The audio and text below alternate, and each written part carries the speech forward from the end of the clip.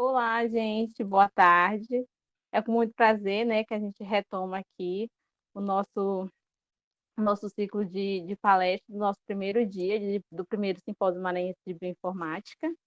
E agora a gente vai ter essa palestra maravilhosa, né, intitulado como Casamento da Biologia com a Computação, né? Perfeita. Sim. E vai ser ministrada pelo nosso querido professor Lucas Corrijo, certo? Uma breve introduçãozinha sobre ele. Ele é licenciado em Ciências Biológicas pela Universidade Federal de Uberlândia, mestre em Bioinformática também pela Universidade Federal de Minas Gerais e atualmente está cursando o doutorado pelo mesmo programa.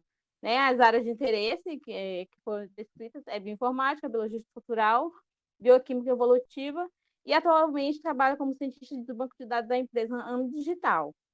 Né? Então, professor, a gente agradece bastante toda a Alfabeta RCC Brasil. Está muito feliz com a sua participação, muito grata também pela sua disponibilidade.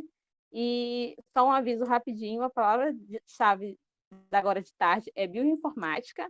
As perguntas serão feitas ao final, tá? Terá um tempo para isso, então podem ficar tranquilos e fazer suas perguntas no chat, tá? E só sinalizar com a hashtag AskBrasil, tá bom? Ou AskBio, desculpa. Professor, muito obrigado pela participação. Passo a palavra para o senhor. Bom, eu que agradeço, fico muito feliz, muito lisonjeado pelo convite. Já queria começar parabenizando vocês pela organização, porque eu também já na época da graduação também era do programa de educação tutorial, lá a gente também organizava eventos e tal, e eu sei que não é nada fácil, assim, sei que é bem difícil, bem corrido e tudo mais, então já queria começar parabenizando vocês pela iniciativa. E e é isso aí. Então, vou falar aqui hoje sobre esse casamento, né, da biologia com a computação, que é, assim, coisas aparentemente, né, no primeiro momento, improváveis, né, e impossíveis, mas que eu vou mostrar para vocês que realmente dá muito certo, assim, é um casamento muito bom, né? Eu até fiz essa brincadeirinha aí, né, tipo, biologia e computação juntas e shallow now, né? Então é isso aí. Vamos começar, né? Biologia e computação, por exemplo, são duas áreas de conhecimento diferentes, né? Assim, de naturezas diferentes. Então, envolve uma certa multidisciplinaridade, né? Então, eu não sei se vocês já assistiram esse filme, esse Divergente, é um filme baseado num livro, na verdade, eu não lembro o autor, mas enfim. Né, a história desse filme, basicamente, assim, é uma sociedade, sei lá, futurística, em que as pessoas, assim, a sociedade é toda organizada, né, por aptidões, né, por grupos que têm determinadas aptidões, e aí todo mundo, todo adolescente, quando chega numa certa idade lá, numa certa etapa, ele tem que fazer um teste, e aí esse teste é que vai determinar qual aptidão ele tem e em qual setor da sociedade ele vai trabalhar, né? Ele vai contribuir. Então, assim, ele meio que não tem escolha. O teste é inexorável, ele vai ter que seguir aquela carreira, digamos assim, né? Vai ter que executar aquela função. Isso é bem uma analogia com o vestibular, por exemplo, né? Mas aí, no caso dessa história do filme, tem uma menina aí, acho que na verdade tem algumas pessoas, né, que tem essa característica, mas elas são meio que eliminadas no ninho, né? Assim, não pode ter pessoas que tenham mais de uma aptidão, por exemplo, isso quebra o sistema e tudo mais, né? E aí, no caso, a personagem principal, ela tinha essa característica, ela era uma divergente, né? Então, assim, ela realmente ela era boa, ela gostava, se interessava por várias áreas. Aí o teste dela foi inconclusivo e ela não sabia ou nem queria, na verdade, se enquadrar em nenhuma dessas áreas, né? E aí eu me identifiquei bastante, né, com essa história, porque isso era bem o meu caso, né? Então, e até pergunto para vocês também, aí, vocês que estão assistindo, se algum de vocês, né, vocês também se consideram uma pessoa divergente, né? Se vocês também tinham essa característica durante, sei lá, escola, ensino médio, por exemplo, né, pré-vestibular e tal, de não saber o que escolher, e eu gosto de tudo, e aí você gosta muito de uma coisa, mas você não queria abrir mão de outra e tudo mais. Então, tipo assim, calma que tem lugar para vocês, para nós, no mundo, tá? Então, assim, podem ficar tranquilos. Então, como eu estava dizendo, né? Assim, pessoas, por exemplo, eu particularmente, né? Eu sempre tive um pouco mais de facilidade com biologia mesmo, né? Mas eu não sei se é porque eu sempre fui, assim, sei lá, praticamente catequizado para fazer medicina, né? Que geralmente uma pessoa, adolescente de cidade pequena, morava numa cidade de 15 mil habitantes, sabe assim? Na verdade tinha 18 mil, agora tem 15. As pessoas estão morrendo ou então estão saindo da cidade. Então, imagina um adolescente numa cidade pequena em que, assim, o paradigma de sucesso, né, assim, de carreira, né, para uma cultura assim ou o cara vai fazer medicina, ou direito, ou engenharia. Só vai dar certo na vida se você fizer uma dessas três coisas, né? E tem aquele negócio, não, faz faculdade, tudo vai dar certo e tudo mais. E aí, o que que acontece com um menino, assim, que tem facilidade com biologia, por exemplo? Ah, vai ser médico, né? E eu, assim, eu nunca quis de verdade ser médico, né? E eu sempre achei que eu tivesse aptidão para docência, né? Assim, eu sempre gostava de explicar, sabe? Às vezes eu via um professor que estava com dificuldade de explicar determinado conteúdo, eu conseguia entender, às vezes eu ia ajudar os coleguinhas a estudar lá, e aí eu conseguia, às vezes, traduzir, né? Ou simplificar, colocar de uma maneira um pouco mais fácil de entender, né? Então eu já, assim, já pensava que eu tinha essa vocação para docência, especialmente em biologia, porque era a parte que eu tinha mais facilidade. Só que eu gostava de tudo também, né? Especialmente matemática, assim, né? Também gostava muito de português, sabe? Eu gostava da parte das lógicas, dos padrões, por exemplo, da gramática, sabe? Eu gostava de tudo, de geografia, eu gostava muito de geofísica, por exemplo. E, assim, principalmente tudo que no que tangia ciências da natureza, assim, né? Eu gostava bastante. E aí era muito difícil, né? Assim, escolher, pô, né? Para trabalhar, eu não vou poder trabalhar com tudo, eu tenho que abrir mão de alguma coisa. Porque no mercado de trabalho, por exemplo, né, seja na área acadêmica, ou seja realmente no mercado, se trabalhar em alguma empresa, você vai ter que ser um profissional, você vai ter que se especializar em alguma área específica.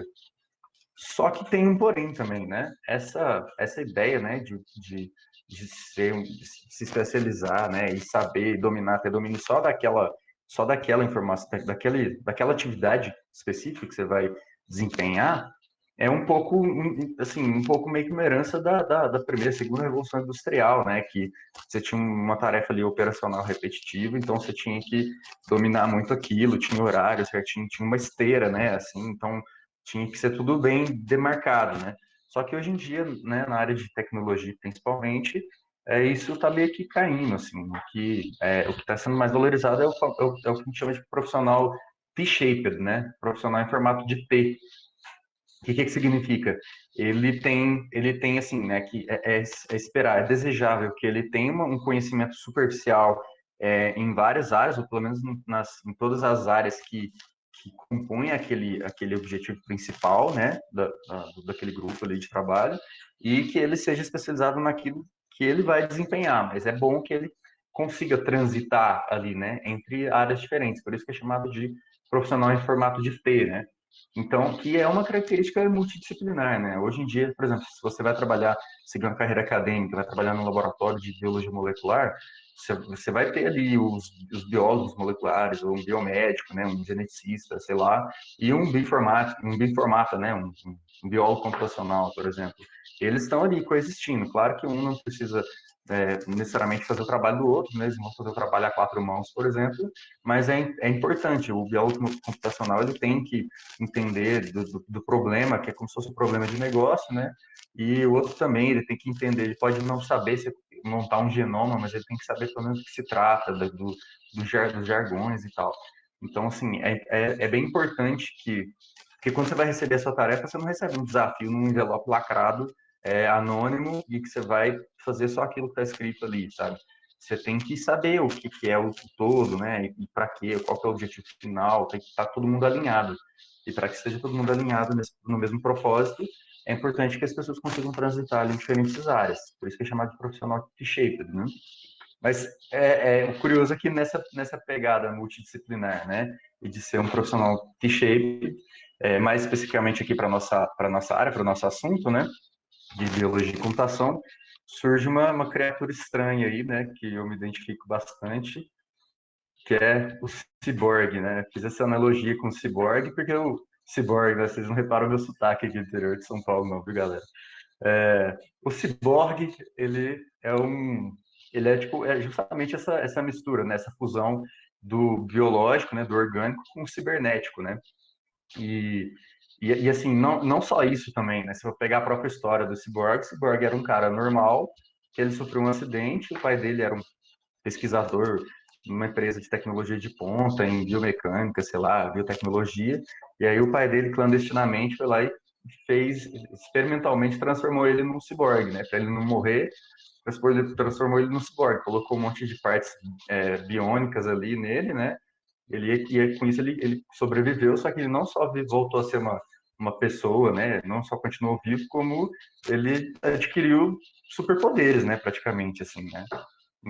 E eu, assim, eu gosto dessa analogia porque é a impressão que eu tive quando eu aprendi programação, eu sendo biólogo, quando eu aprendi programação, foi foi que eu realmente adquiri superpoderes, né? Porque eu sempre tive bastante ideias, né? Eu sempre fui muito criativo, né? Sempre tive a cabeça assim fervilhando de ideias, algumas boas, muitas nada a ver, mas é assim que funciona mesmo, né? É importante que a fonte não seque e você saiba filtrar ali o que são ideias viáveis e não e tal. Mas assim, eu ficava totalmente perdido, né? Porque eu não, assim, eu tinha muita ideia, mas eu não sabia por onde começar, não sabia como implementar, como tirar aquilo do papel e tal.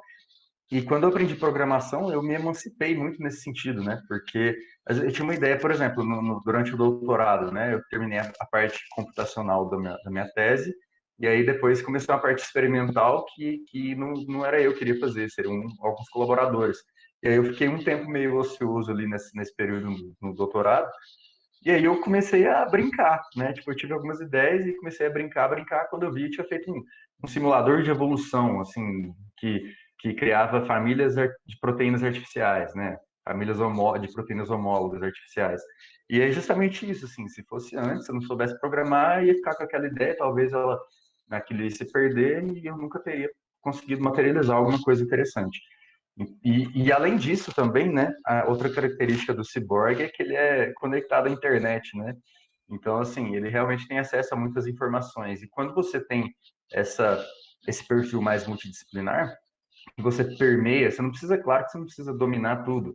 Às vezes é uma palestra que você viu em algum lugar, uma aula, um documentário que você assistiu, alguma coisa que você gravou, aquilo tudo fica ali em algum lugar na sua cabeça e eventualmente no momento oportuno aquilo vai te servir para alguma coisa ou não, mas é importante que você tenha esse background, né? Essa coleção, né?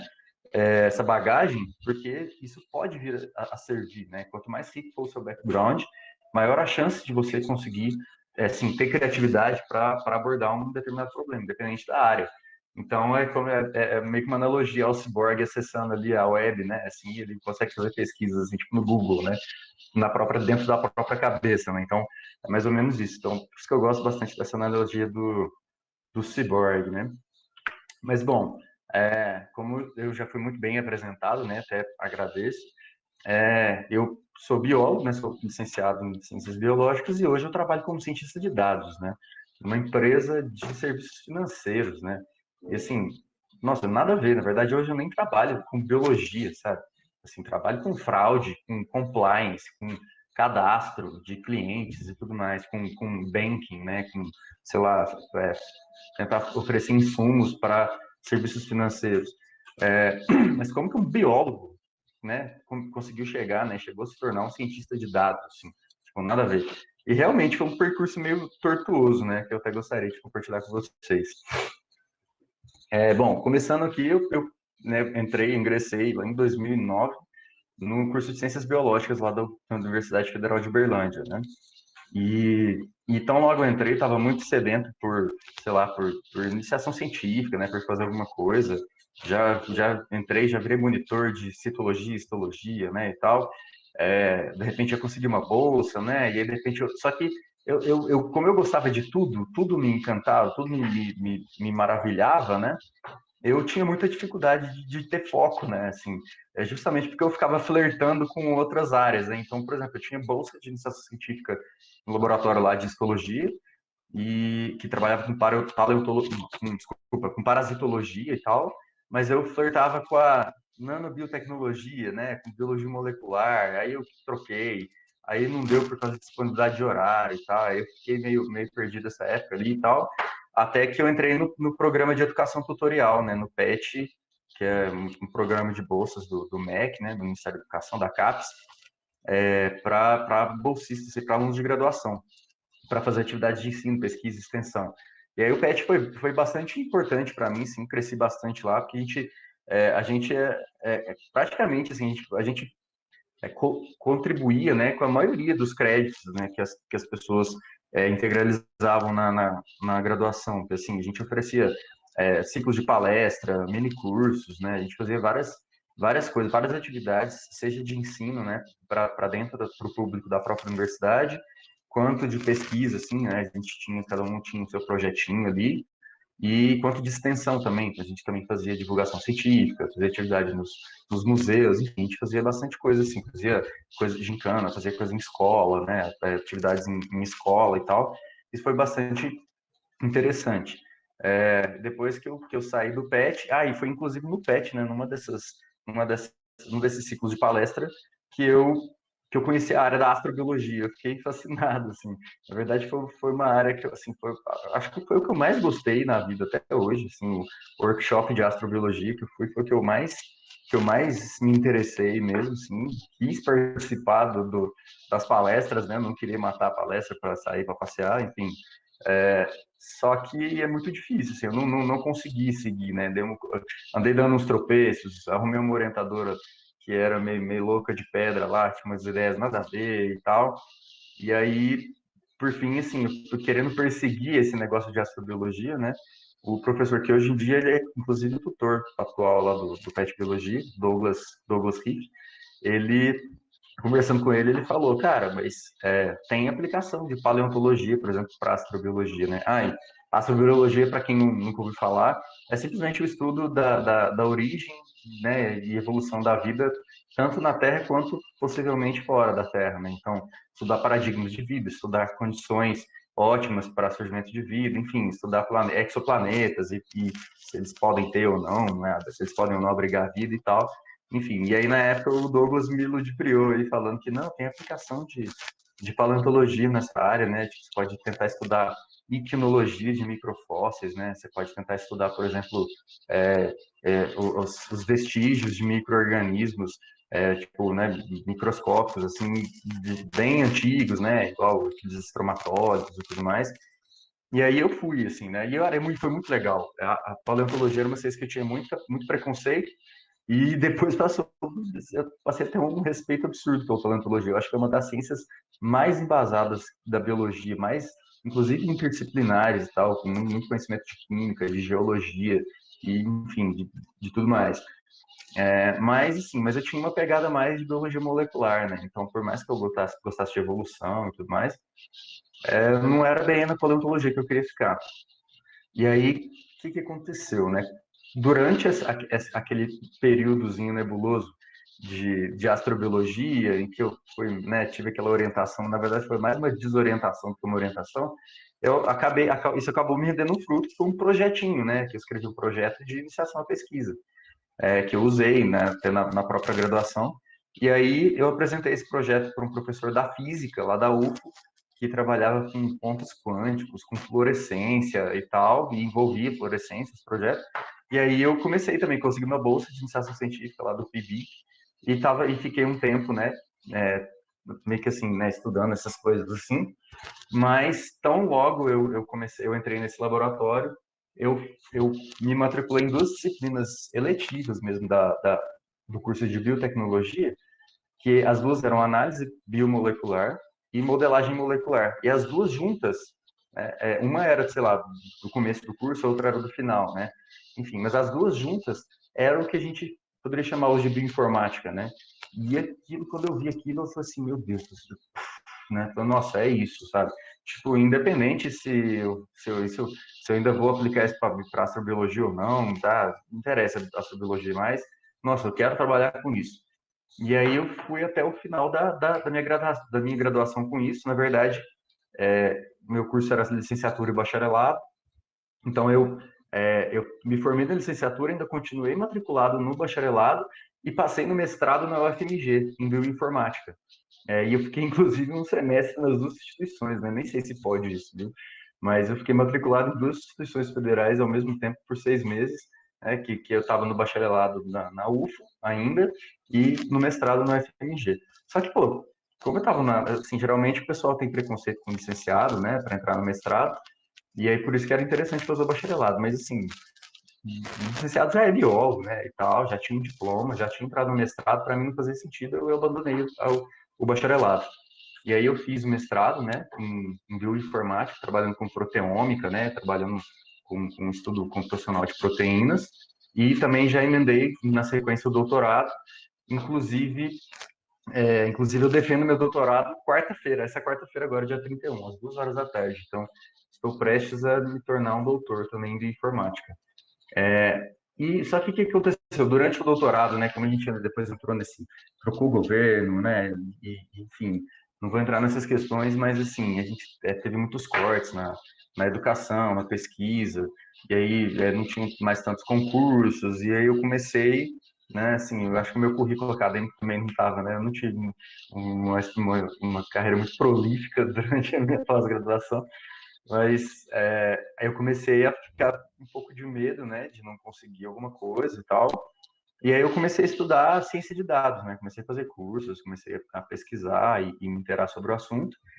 E, e aí, por fim, eu fui meio que no vai que cola, né? E eu passei, né? Consegui, fui aprovado no processo seletivo aí, né? Para cientista de dados na empresa AMI Digital, que é uma empresa que pertence ao universo da Americanas, né? Das lojas americanas.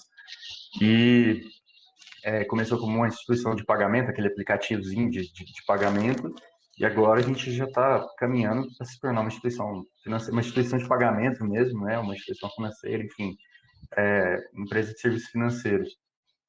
Inclusive, essas semanas também estão sendo bastante intensas, né? Porque semana passada eu fui promovido para cientista de dados sênior, né? Então, 1 ano e meio depois de ter entrado, eu tive essa promoção aí. Então, hoje eu sou cientista de dados sênior na AMI Digital. E além disso, né, tipo, assim, o negócio é que você tem que ser um lifetime learner, né? Você não pode parar de estudar. Não existe essa de, não, beleza, agora eu já estudei o suficiente, agora eu vou trabalhar, sabe? Isso era a mentalidade antiga do pessoal e não é à toa que você vê muito, muito cara sênior, assim, né, que trabalhou 20, 30 anos numa empresa, às vezes mesmo que seja empresa de tecnologia, e os caras estão desempregados, né? Porque o cara parou no tempo e de repente chega um cara recém-formado na graduação, um moleque de 20 e poucos anos, que sabe muito mais e está muito mais atualizado. E, enfim, né? Isso aconteceu bastante, é uma coisa no fenômeno que a gente observa muito em empresas de tecnologia. Então a gente não pode parar de estudar nunca, né? E tanto que eu ingressei agora nesse MBA em Data Science e Analytics para realmente assim, para me formar especificamente nessa área, né? Assim, tudo bem, eu vim da biologia, passei pela bioinformática, aprendi programação, análise de dados e tudo mais, mas especificamente para essa área, né? Eu também estou começando agora e estou fazendo esse MBA. E vai ser uma das primeiras coisas, nunca vou parar de estudar. Né? Mas, enfim, eu queria só mostrar mesmo que eu percorri um caminho bem tortuoso, né, para chegar nesse ponto, né? Mas, enfim, agora voltando um pouco, já apresentei, contei minha história, agora voltando para o assunto, né, para o tema principal aqui da nossa palestra. Mas como assim computação e biologia? Né? Pô, o que tem a ver? Não consigo ver o que elas poderiam ter a ver, né? Bom, é justamente, né, o tema do simpósio, desse simpósio, bioinformática. E, assim, claro que tem várias discussões sobre o que é bioinformática, qual que é a fronteira entre bioinformática e biologia computacional, se uma é mais abrangente que a outra, vice-versa, fica aquela coisa, mas é uma discussão totalmente infrutífera, né? Com o que a bioinformática lida hoje em dia? Você tem principalmente três grandes áreas, né? Que é genômica, transcriptômica e proteômica. Então, a genômica vai lidar com DNA, vai estudar principalmente DNA, você pode ter genômica estrutural, enfim. Você tem a transcriptômica, né, que estuda a expressão mesmo, a expressão gênica, né, tipo, você estuda basicamente os RNAs, os transcritos, né. Então, por exemplo, células de tecidos diferentes, né, elas têm o mesmo genoma, mas o que promove a diferenciação celular, o que faz com que um tecido tenha uma característica, outro tem outro, questões de expressão diferencial em diferentes tecidos, ou em diferentes situações, diferentes condições, enfim essa transcriptômica, e a proteômica, que estuda esse produto final, né? Nem sempre é o produto final, tá? Você tem muito RNA funcional também, mas que estuda as proteínas, né? Produto da tradução dos genes.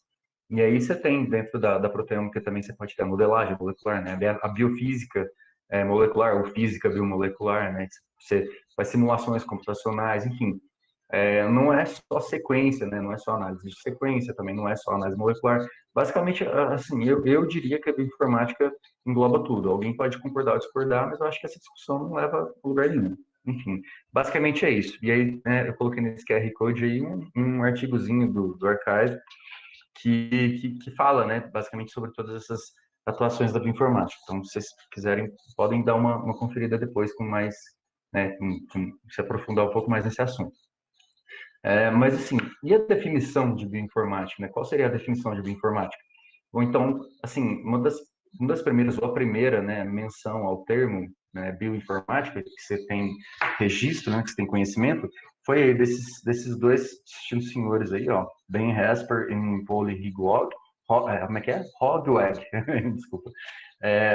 Que na época eles estavam estudando, né, assim, bem quando eu estava lá no começo dessa história lá na década de 70, né, dos anos 70, começo dos anos 70, assim, que acho que se especulava ainda sobre o papel do DNA, né, informação, genética, assim, a informática, no sentido que eles quiseram dizer, né, a definição que eles deram foi: bioinformática é o estudo dos processos informáticos em sistemas bióticos.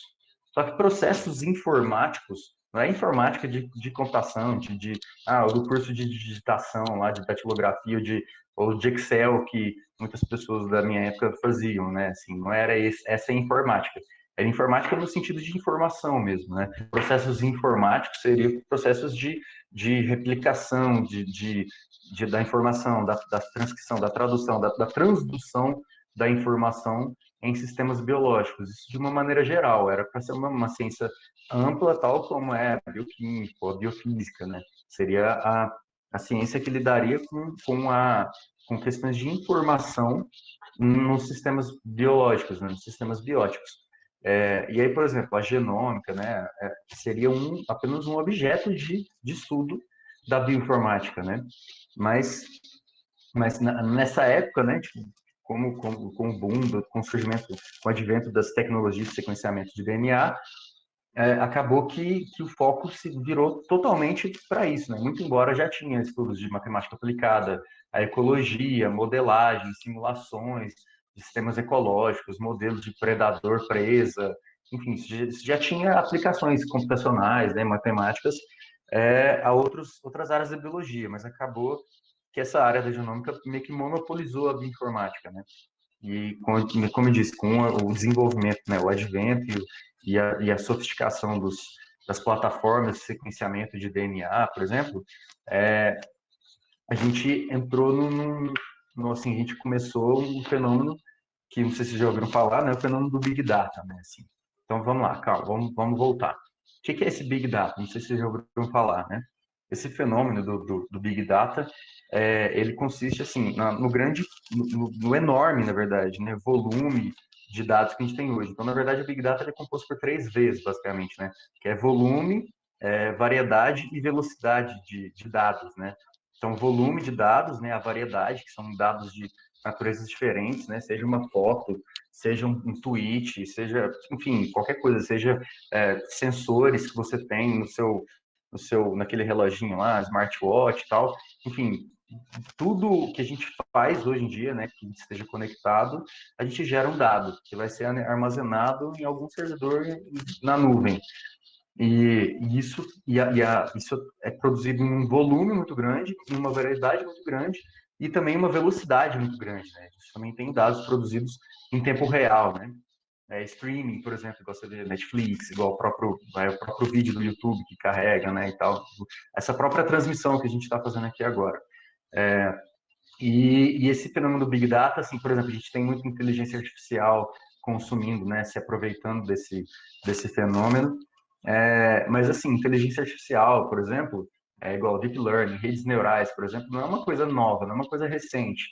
É uma coisa que já era estudada na segunda metade do século passado, assim. Só que na época era uma coisa estritamente teórica.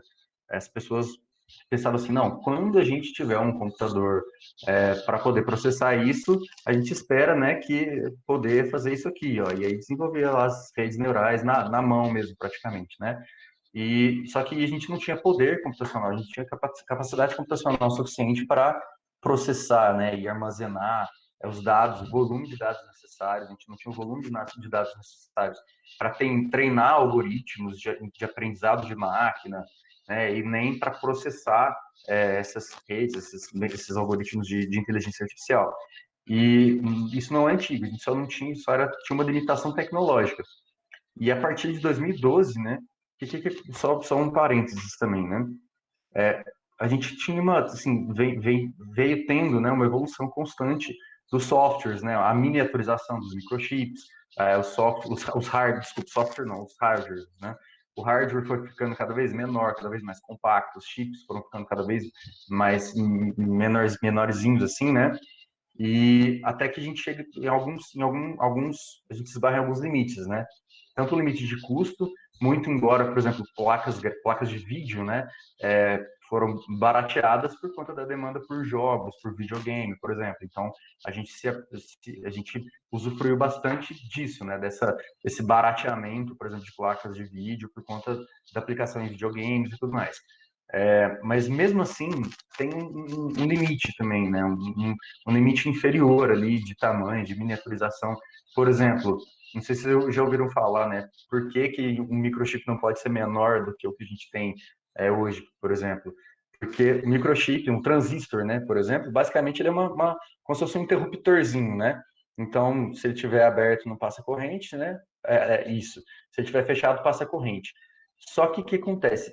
Às vezes ele já está tão pequenininho, né, que mesmo ele estando aberto, mesmo não tendo como passar corrente, né, existe um fenômeno que chama tunelamento quântico, que é assim, se um elétron tem uma pequena probabilidade, um elétron que está aqui, tem uma pequena, ínfima probabilidade de estar aqui também, ele vai estar, sabe? Tipo, ele passa.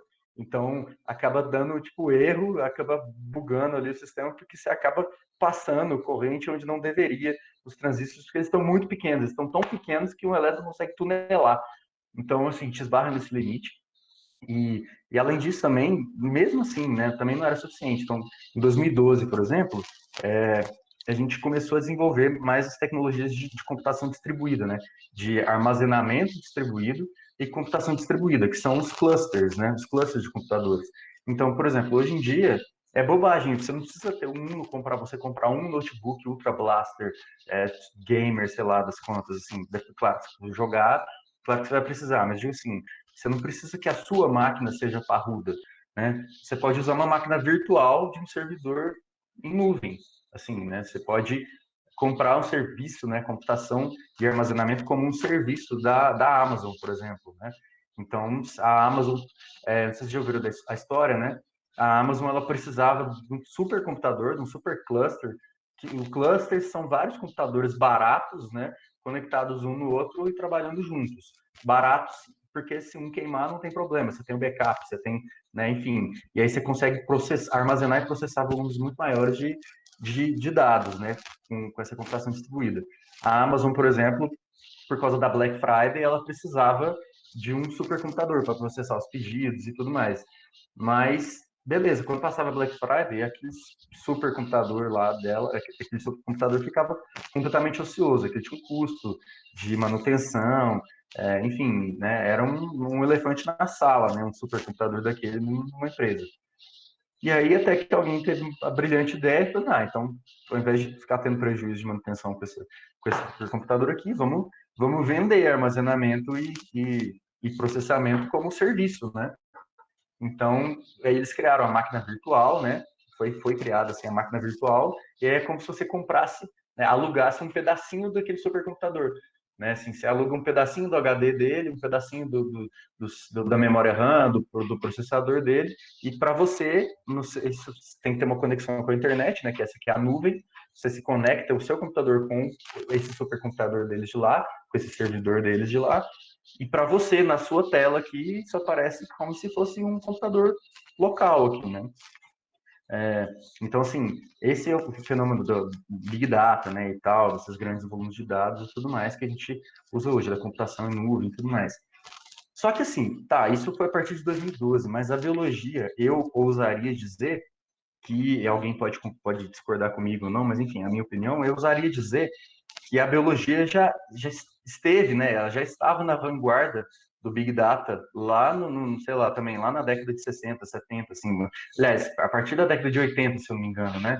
Porque ela já começava, já estava começando a produzir esse grande volume de dados e armazenando sequências, né, o produto do sequenciamento de genes, já estava armazenando essas sequências, essas cadeias de caracteres em bancos de dados públicos, né, e esse crescimento é exponencial, e que é o que a gente consegue ver aqui, ó. Vocês reparem, isso aqui é o gráfico do aumento, né? Ele mostra o aumento da quantidade, o crescimento do tamanho, né, dos bancos de dados de sequências, de sequências biológicas, né? Seja de genes ou de genomas completos, né? Que é esse WGS, a linha vermelha. E reparem que essa imagem, esse gráfico, está em escala logarítmica, porque em escala real o gráfico já está tão em pé, já é tão exponencial que você não consegue nem interpretar o gráfico direito, assim, você só está indo aqui retinho e de repente explode, né? E aí você tem que ver isso em escala logarítmica para conseguir interpretar. Então aqui, ó, tem até uma informação do próprio site lá do NCBI, que desde 1982 até o presente, o número de bases, né, o número do GenBank, o tamanho do GenBank dobrava, né, dobrou a cada 18 meses. Imagina, a cada 18 meses o tamanho dobra. Isso é muito exponencial. A cada 1 ano e meio, o tamanho da base dobra. Isso, imagina, desde 1982. Então, tipo, é muito grande. Exponencial mesmo. Isso aqui também é do PDB, né? O banco de dados de estruturas de proteínas, enfim, estruturas de macromoléculas.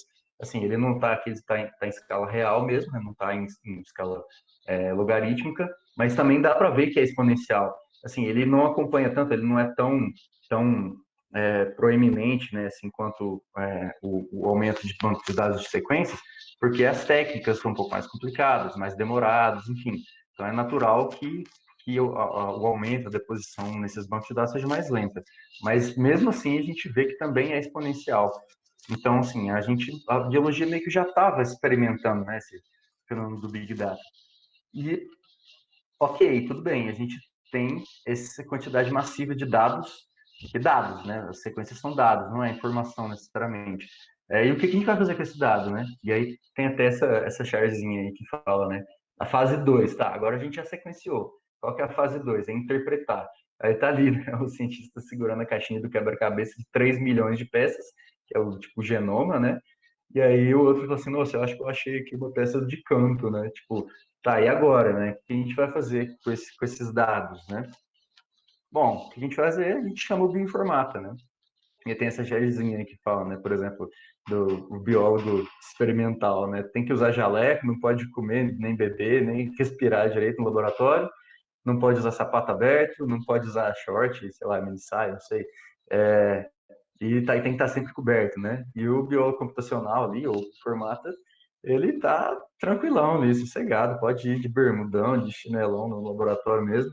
Ele é o biólogo que nem com coisa viva ele trabalha, né? Só com coisa computacional. E, e ele falando, a vida é bela, né? Tipo assim, é mais ou menos isso, né? Que acontece mesmo.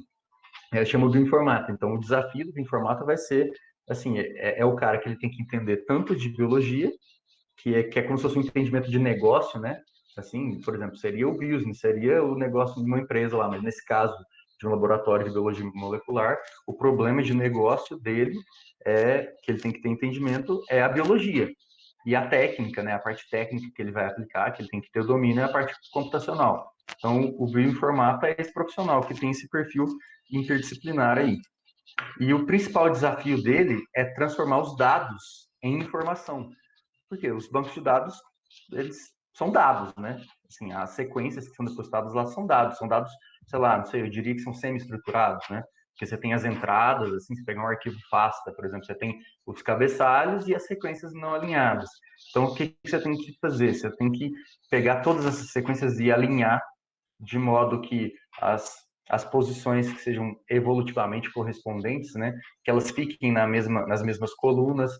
E, por exemplo, se a gente não tivesse inserção e deleção, né, que são um tipo de mutação que ou se insere, né, um nucleotídeo, um aminoácido, ou você deleta, se a gente não tivesse inserção e deleção, as sequências seriam, os genes, né, seriam todos do mesmo tamanho, era só se empilhar e eles seriam uma matriz, né, de caracteres. Só que como a gente tem inserção e deleção, você tem que usar métodos heurísticos para tentar, né, presumir ali quais posições em cada sequência são evolutivamente correspondentes a quais, de modo que fiquem todas na mesma sequência, aí você tem uma matriz de caracteres, e aí, a partir disso, né, você vai conseguir obter informação útil comparando, né, de maneira comparativa.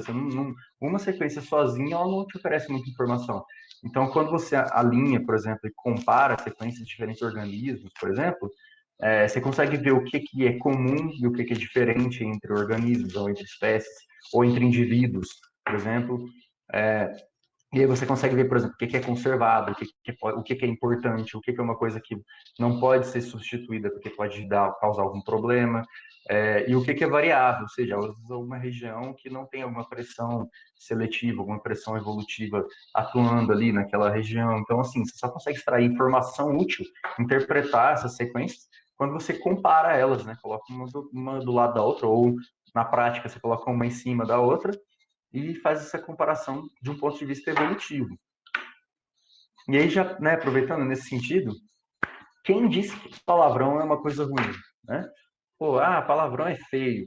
Mas quem disse que palavrão é uma coisa ruim, uma vez que desculpa, gente. A árvore da vida, ela só pôde ser essa árvore da vida, essa coisa maravilhosa aí, né? Em que você faz esse agrupamento hierárquico de todas as espécies que existem hoje, ou pelo menos da maioria das que a gente conhece, né? E tal. Esse agrupamento hierárquico. Ele só é possível graças a essas enormes cadeias de caracteres, né? Que as sequências de macromoléculas, seja de DNA ou de proteínas, elas nada mais são do que verdadeiros palavrões, né? São palavras gigantescas. E a árvore da vida, por exemplo, só pode ser desenhada quando a gente coloca, só pode ser desenhada quando a gente coloca todos esses palavrões juntos no mesmo lugar e compara eles, né? Então, assim, só uma brincadeirinha aí né, dos palavrões. Mas palavrão não é necessariamente uma coisa ruim. E quem é que adora lidar? O que tem a ver biologia, né? Computação, ok. Quem é que adora lidar com grandes volumes de dados e principalmente, né, cadeias de caracteres, assim, quem tira de letra trabalhar com cadeias de caracteres? Um computador que para a gente, né, a gente teria muita dificuldade, para o computador é uma tarefa muito simples, muito fácil, né, desde que devidamente programado, né, desde que dadas as devidas instruções corretas para um computador, ele vai obedecer as nossas instruções e ele vai fazer isso com muito mais facilidade, seja de armazenamento ou processamento. E ainda mais, né, voltando, por exemplo, à questão do Big Data, atualmente, como a gente tem computação em nuvem, né, você tem servidores em nuvem e tal, que você consegue trabalhar, processar, armazenar e processar grandes volumes de dados. Então, assim, casou, foi o casamento perfeito, foi batata. Não tem nada a ver. Nossa, mas assim, juntou o melhor dos dois mundos, né? Você tem um problema de negócio, que no caso é a biologia, é o entendimento, né, a interpretação da informação armazenada no DNA, por exemplo, né, ou no RNA, enfim, a informação que é armazenada no genoma dos organismos e a interpretação daquilo, a interpretação dessa informação feita pelo computador, em grandes volumes, lançando mão de computação em nuvem, por exemplo. Então, e não para por aí também, né? Tem esse detalhe. Além disso, né? A gente também não é só a computaçãozinha básica, né? Tipo o if else que a gente usa para a informática, não. A gente também tem bastante aplicação de machine learning, de aprendizado de máquina, né? De inteligência artificial também na informática, né? E eu deixei isso, se vocês quiserem se aprofundar um pouco mais nisso, né? Tem esse artigo bacana aí. Inclusive, a professora Raquel Minardi, lá do FMG, ela vai dar uma palestra, acho que vai dar, já foi ou vai ser ainda, né? Ah, acho que vai ser ainda, né, a Vai palestra. ser ainda, professor. Maravilha. Então não percam que a Raquel nossa, é excelente, assim, na verdade, ela foi quem me ensinou programação, aprendi programação na disciplina dela, aprendi a programar em Perl, e depois eu migrei para Python, e a Raquel é uma fofa, assim, ela é uma graça, ela é, tipo assim, ela é muito cativante, assim, então não percam a palestra dela, que é sempre legal, ela vai falar justamente de inteligência artificial e de informática. Então, assim, e tem várias áreas diferentes, até dentro da própria bioinformática, né?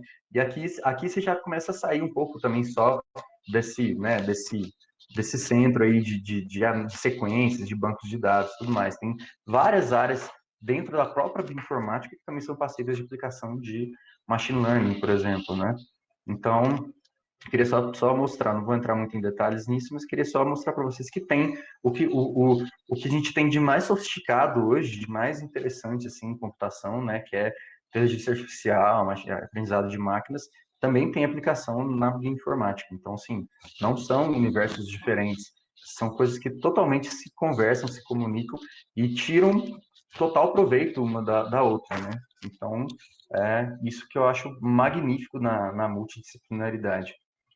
Então, né, tipo, concluindo, né, a gente pode ver por tudo isso que esse casamento aí, né, esse casamento entre biologia e computação é lindo, é um caso de amor muito bonitinho e, e que, sem dúvida, né, deve durar para sempre, né, assim, na verdade deve, assim, ter cada vez mais coisas aí, né, ter mais vantagens a partir disso, né, então é uma relação muito duradoura, eu imagino, e que ele ainda vai render muitos frutos, assim, a gente ainda vai conseguir desmistificar muitos dos mistérios da biologia, da informação, dos segredos que estão ocultos no nosso DNA, por exemplo, doenças e, enfim, muitas coisas graças a esse casamento, né? Que é perfeito, não só é possível, quanto é totalmente, né, benéfico, assim. Então, era isso mesmo, né? Era sobre isso que eu queria falar com vocês. Espero que vocês tenham gostado. Espero ter contribuído, né, com o tema aí do nosso simpósio. E aí, acho que temos um tempinho aqui para perguntas. Temos alguma pergunta?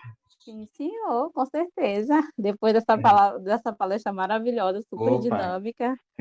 Muito tá. obrigada, professor. Foi super uma didática maravilhosa, né? Obrigado. Que depois do almoço dá um pouquinho de sono, mas é impossível sentir sono com uma Que bom, palestra fico feliz. dessa. Fico feliz, obrigado. A Lipavest, a RT Brasil agradece de coração, né? Como sempre, como eu disse, é um prazer imenso tê-lo aqui, tê-lo aceitado nosso convite. Todo E meu. assim, a gente é marinheiro de primeira viagem, né? Então, muito obrigado pela confiança. Imagina, que isso. Tamo junto. E assim, muito legal a palestra. Um dos nossos objetivos da Lipavete, né? É justamente essa multidisciplinaridade. E o senhor Uhum. explanou isso perfeitamente, Ah, perfeitamente. obrigado. Tipo, eu sou bem leiga assim, na programação, já tenho os meninos da bioinformática, da computação, que sabem mais, um pouco, estão aprendendo mais ainda, né? Sobre a biologia, a veterinária. Então, assim, muito, muito obrigada mesmo. Eu que Casou com a agradeço. gente, assim, simplesmente casou com a liga Com o também, tema. essa Ah, que palestra. maravilha, que bom, fico feliz. Fico lisonjeado pelo convite, fico feliz. Espero realmente ter conseguido contribuir aí com vocês. E a gente tem algumas perguntinhas e se eu puder Sim, explanar elas, vai ser muito legal. sim, Bom, temos claro. o Gustavo Carvalho, que ele diz: tenho bastante curiosidade nessa área e penso um dia trabalhar com data state. Qual seria o primeiro passo para começar, mesmo sendo leigo em programação? Não, eu acho assim, ó, a bioinformática, assim, você tanto pode ter o bioinformata raiz mesmo, é Gustavo, né? Gustavo. Gustavo, então, Gustavo, tanto tem o bioinformata raiz, assim, é porque o bioinformata ele pode vir dos dois lugares, né? Por exemplo, eu vim da biologia e aprendi programação. Tem o Nelly aí também, que acho que ele até apresentou, ele que fez esse convite, que ele veio da computação e aprendeu biologia. Então, você pode ter as duas coisas, né? Mas, assim, tem o bioinformata raiz, que geralmente é o cara que vai desenvolver as ferramentas, né, para você aplicar para pessoas, por exemplo, biólogos moleculares do laboratório, que não tem tanta proficiência, que eles consigam fazer isso, assim, que seja acessível, né, para eles poderem usar, serem usuários avançados. Mas, assim, também pode ter um biólogo molecular que ele é totalmente especializado, mesmo que ele não saiba programação, por exemplo, mas que ele é totalmente especializado no uso avançado das ferramentas de bioinformática disponíveis. E eu também consideraria essa pessoa um bioinformata também. Então, assim, não, na minha opinião, não é mandatório que você saiba programação, até porque até lá no nosso departamento lá de bioquímica do FMG, no próprio programa de bioinformática, tem muitos alunos lá que realmente não sabem programação, Todo o trabalho deles, da dissertação ou da tese, são de experimentos de análise de bioinformática, né? Isso, ponto. Só que, mesmo assim, independente disso, eu ainda acho que, assim, então, eu sou suspeito de falar porque eu amo, né? Eu descobri uma outra vocação, assim, uma coisa que eu gosto muito de fazer, tanto que eu trabalho com isso atualmente, que é aprender programação. E não é um bicho de sete cabeças. Aprender programação é igual aprender um novo idioma. Assim, na verdade, você está conversando com a máquina. Você está passando um conjunto de instruções para a máquina, é igual uma receita de bolo. Faça isso, depois faça isso, depois faça isso. Se isso, faça isso. Caso contrário, faça aquilo. Ou então, faça isso até que satisfaça tal condição. Você está dando um conjunto de instruções. Você só tem que entender a língua que o computador vai entender. E aí você tem diferentes linguagens. Linguagem de baixo nível, elas são mais parecidas com a linguagem de máquina, que é o que a máquina entende. É de alto nível, são mais parecidas com a nossa linguagem.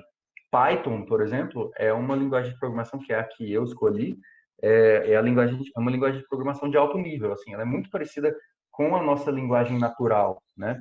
Então é muito, assim, eu acho ela bastante fácil de entender e tem alguns programinhas na internet, por exemplo, tem um site que chama Code Academy, né? Code Academy, academia de código, né? De programação.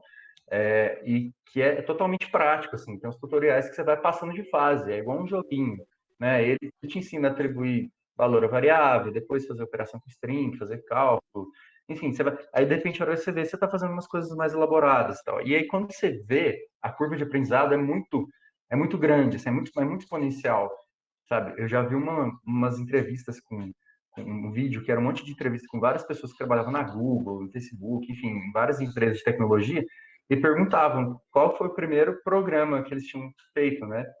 E eles falavam que eram uns programinhos muito idiotas, assim, eram uns programinhos muito simples. Só que aí, quando você vê aquilo, você se apaixona pelo negócio, e aí você começa a mergulhar de cabeça. E aí a curva de aprendizado é exponencial, porque é colaborativo, as bibliotecas, né? Você vai programar, alguém fez uma função, você não precisa refazer, você pega, usa ela, põe no seu código. Aí você cria uma outra, alguém pega a sua e põe no código. E aí vai ficando, aumentando a complexidade, você não precisa refazer tudo do zero. Então, assim, aumenta muito rápido a capacidade, assim, as coisas que você passa a ser capaz de fazer com programação. Então, mesmo que você não, teoricamente, não precise programar, né, a meu ver, para ser um bioinformata, mas eu super recomendo, porque eu, suspeito de falar, sou completamente apaixonado, tanto que virei cientista de dados, né? Mas eu não sei, acho que respondi?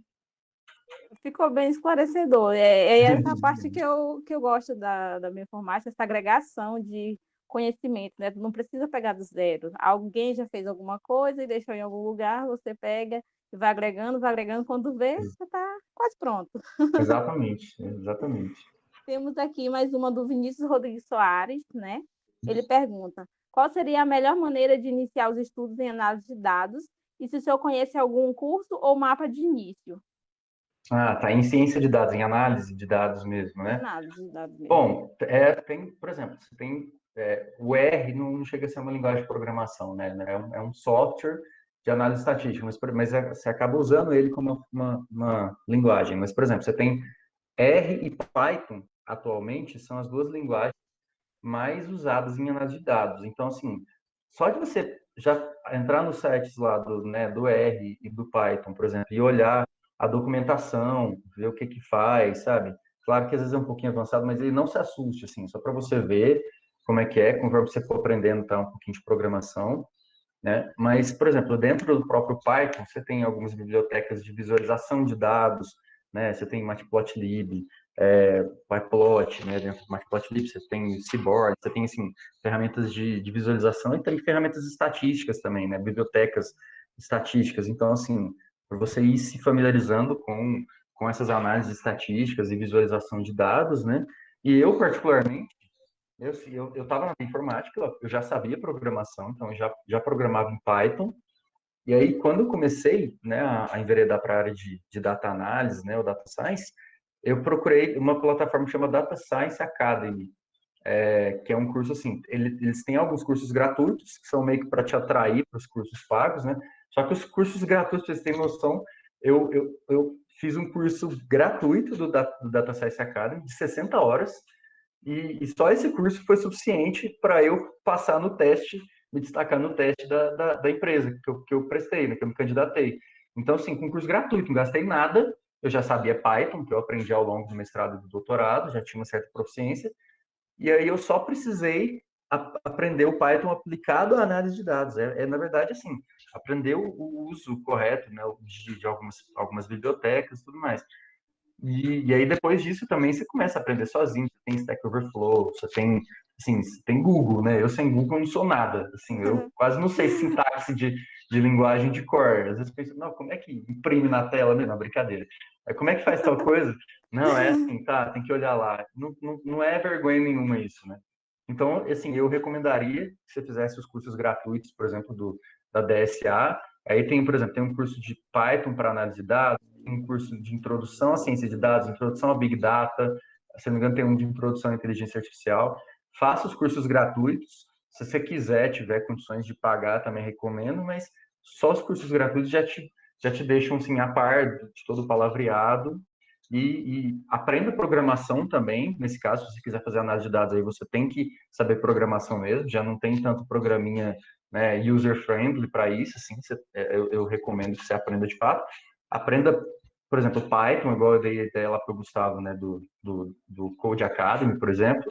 E aí, quando você já estiver ninja já no Python, faça esses cursos da DSA e, e aí faça os exercícios e tudo mais. Assim, pegue exemplos, monte um portfóliozinho, né? Enfim, é uma trilhazinha de aprendizado, na verdade. Não é uma pílula do conhecimento, é uma trilha de aprendizado, né? Então é isso, Vinícius. Vinícius, tá aí, super indico. Eu confesso que talvez eu não faça, porque eu sou um pouco lenta, mas super indico. Imagina. Professor, nós temos aqui a da Bárbara Halta, e ela Uhum. pergunta: eu poderia classificar os SIGs que usamos para montar mapa como bioinformática? Peraí, desculpa, Eu, classificar o quê? O que que usa como os mapa? SIGs, SIGs, como mas mapa como assim? Mapa genômico, não? Não entendi, acho que eu não entendi a pergunta, desculpa. deixa eu ver aqui com ela. Deixa eu ver se ela conversa no chat para Uhum. esclarecer mais, porque foi Sim, somente isso que ela colocou, eu estou repassando. tá tudo bem. Não, mas até desculpa, na verdade, assim, falha minha também, né? De não conseguir compreender. Tudo bem, professor. Mas assim, eu posso ir adiantando, né? Eu não sei se é exatamente isso, mas assim, claro que, mais uma vez, né? Alguém poderia discordar e tudo mais, mas na minha concepção, eu acho que qualquer estudo que use computação, matemática, né? Porque matemática também hoje em dia você não faz na mão, você usa computador, né? Então, que você faz Sim. análise de matemática aplicada para algum problema, para solucionar algum problema biológico, eu consideraria isso bioinformática também, ou pelo menos biologia computacional de alguma maneira, né? Ou pelo menos biologia teórica, enfim. Então, por exemplo, tem muitos estudos de modelagem de ecossistemas, por exemplo, que usa redes, grafos para mapear, para modelar interações entre espécies de uma mesma comunidade, sabe, enfim, modelar ecossistemas, sabe? Assim, eu consideraria isso, por exemplo, como bioinformática, mas acho que o requisito seria aplicação de computação para resolver problemas biológicos. Então, sim, acho que se tivesse requisito, eu consideraria que sim. Ela colocou que, no caso, os SIGs são os sistemas de informação geográficas, e no caso que geram mapas de riscos que ocorrem doenças. Ah, sim, sim, para você analisar epidemias e pandemias, e entendi, não. Não, eu acho que sim, porque, na verdade, você está modelando, o que você está modelando ali é justamente uma característica de um patógeno, né? Tipo, uma das características de um patógeno é a transmissibilidade, né? É o grau de contágio, enfim, ou então a mortalidade, ou a morbidade. Tipo, eu acho que assim, se você está gerando estatísticas, né, e descrevendo o comportamento de um determinado organismo, né, no caso de um determinado patógeno, então você está resolvendo um problema biológico, né, tipo, um problema de saúde também é um problema biológico. Na minha concepção, se você está usando computação para resolver, para mapear o comportamento de um patógeno, por exemplo, você está resolvendo um problema biológico, para mim seria bioinformática. Mas é que eu disse, né? Tem várias definições, tem muitos debates e tudo mais. As pessoas gostam de colocar as coisas em caixinhas, né? ficar mais didático, para ficar mais fácil de entender. Fala assim, não, isso aqui é isso, e aquilo é aquilo. Até tal ponto é isso, a partir de tal ponto é aquilo. Só para a gente dividir as responsabilidades, por exemplo, não, quem vai dar aula disso, quem vai dar aula daquilo, sei lá. Mas, por exemplo, numa empresa, se você tiver um problema para resolver lá, é rápido, por exemplo, com urgência, não interessa o que que é, qual que é o nome que você dá, sabe? Se você ficar parando ali para ficar definindo, não, mas não é isso. Então, não, a sua nomenclatura tá errada. A concorrência vem e te passa, sabe? É Assim, então, verdade. assim, não, eu acho que às vezes a gente se perde muito em discussões que não acrescentam em nada. Eu acho assim, se você está fazendo o seu trabalho lá e acha que está feliz com aquilo, está resolvendo um problema biológico, eu diria, eu me apresentaria como bioinformático, assim, acho que por que não, né? Mesmo que você não vá usar genômica, transcriptômica, proteômica, é biologia, matemática aplicada à biologia. Certo. Muito obrigada, professor. A Bárbara Sim, também agradece bastante. eu E a que gente tem mais agradeço. uma aqui da Beatriz, que no caso é justamente essa questão de empregabilidade, né? No caso, ela Sim. pergunta: na sua opinião e experiência, é possível conseguir um emprego na bioinformática com graduação em biologias, em biológicas e TI sem a pós-graduação? Sim, tem. É que nem eu disse, ó, por exemplo, a pós-graduação em bioinformática, igual que eu fiz, né, da UFMG, tem também na USP, tem no Rio Grande do Norte, tem vários lugares, se não me engano, tem no Paraná, tem várias instituições que já têm programas, seja de especialização ou mestrado, doutorado em bioinformática. E geralmente esses programas são interdisciplinares, né, assim, então aceitam tanto pessoas das áreas biológicas quanto pessoas da computação, né? E ali, lá dentro, você tem um nivelamento, né? Então, por exemplo, se você veio da computação, você tem algumas disciplinas biológicas que são obrigatórias. Se você vem da biologia, você é dispensado das biológicas, mas você tem algumas de computação que são obrigatórias, né? E vice-versa.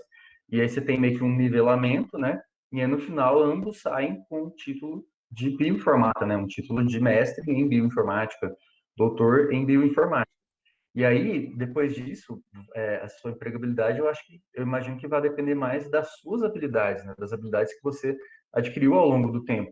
Porque, por exemplo, na minha empresa lá, né, que eu trabalho, tá, tudo bem que a maioria, né, das pessoas que desempenham a minha função lá, ou a mesma função que eu, vem da área de TI. Mas acho que na hora de contratar não importa. Importa assim, você sabe fazer? Me mostra, sabe? Me prova que você sabe fazer. Aí faz um teste ou apresenta um portfólio, alguma coisa. Por exemplo, eu tenho uma colega que é física. E ela também, e ela é doutora em física, e ela também é cientista de dados sênior, né, lá na AME. Então, assim, não interessa. Você sabe fazer o trabalho? Sei. Me mostra, ó, tá aqui, sabe? Para mim, não interessa de onde você veio, né? Enfim, eu acho que importa para onde você vai e se você tem a caixa de ferramentas ali completa, né? Para você desempenhar aquele trabalho. E aí tem que correr atrás, né? Tem que, assim, tem que estudar bastante, pesquisar, tem que desenvolver as habilidades, tem que, sei lá, se possível, tentar criar um portfólio, né? Alguma coisa para mostrar as suas habilidades, enfim. Eu sou a prova viva de que não é mandatório que não, tem que ser cientista da computação. Não, você sabe fazer? Como que você aprendeu? Não interessa. Aprendi sozinho, sabe? Aprendi entrando sei lá, no Stack Overflow, sabe? Tá bom, tá, você aprendeu? Sabe fazer? Então, ótimo. Então, acho que aí a empregabilidade vai depender da sua competência, né? E não tanto da sua formação, eu acho. Hoje, professor, a gente encerra aqui com o nosso muito obrigada. Eu acho que, eu creio que todas as dúvidas foram sanadas. Esse casamento foi ótimo. Ah, que gracinha, que bom, fico feliz. Muito, muito obrigada, né, a Lipavete, toda, na verdade, a Universidade Estadual do Maranhão Uhum. agradece, né, por conta, como eu lhe falei, a nossa liga agrega vários setores, vários cursos, e a CSG Brasil também agradece bastante, e muito obrigada, professor. E, gente, só recapitulando, a palavra-chave agora da tarde é bioinformática, e dentro de alguns instantes a gente vai ter a nossa próxima palestra. Professor, eu tenho alguns alunos, na verdade, que estão perguntando se podem entrar em contato com o senhor, se tem alguma Claro, forma de entrar em contato com o senhor. claro. Esse QR Codezinho que eu deixei na última telinha aí é do meu LinkedIn. Então, vocês podem entrar no meu LinkedIn e qualquer coisa, se for o caso, eu passo para vocês também o link, assim, né, o nome mesmo lá.